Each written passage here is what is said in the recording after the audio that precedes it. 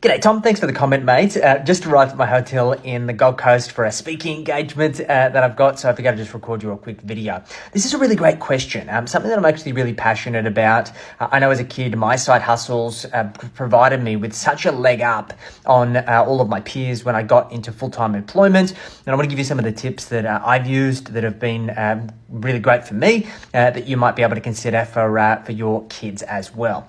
Now, so many kids these days, because of the low barrier to entry and the amount of popularity of obviously the internet and things like e-commerce and whatnot, lots of kids have been getting into drop shipping and all of these kinds of things.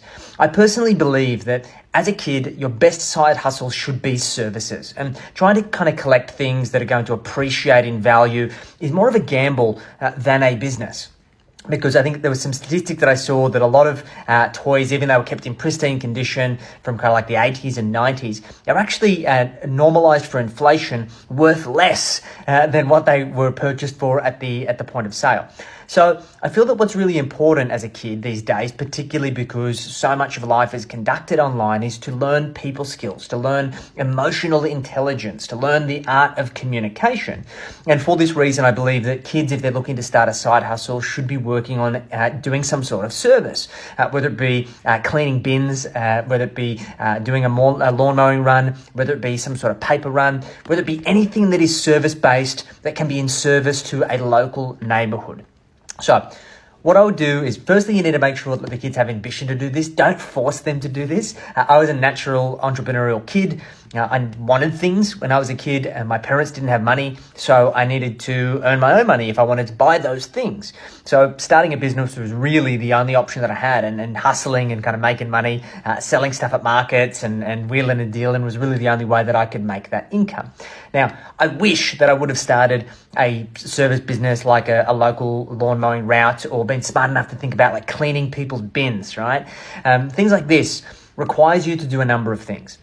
One, the service is one thing, right? It's the discipline of committing to your word and actually delivering the service to a certain standard where your clients are happy is kind of the unspoken component.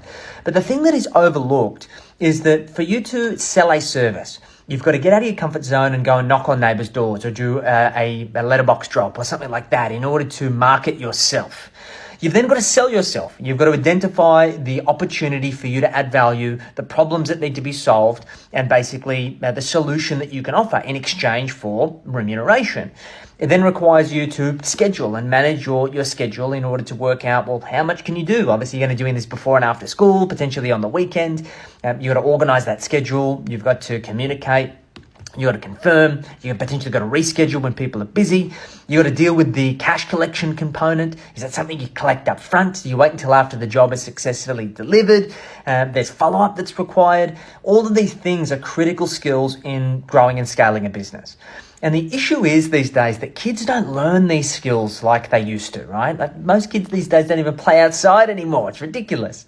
So I think in this day and age, starting a services business, whether it be cleaning windows, whether it be the bin run or mowing the lawns or whatever, car washing, any type of home service is a phenomenal place to get started. And it's not the service itself that matters, and even it's not necessarily the income that can be earned. It's the soft skills that are developed as a result of doing this that are absolutely life-changing.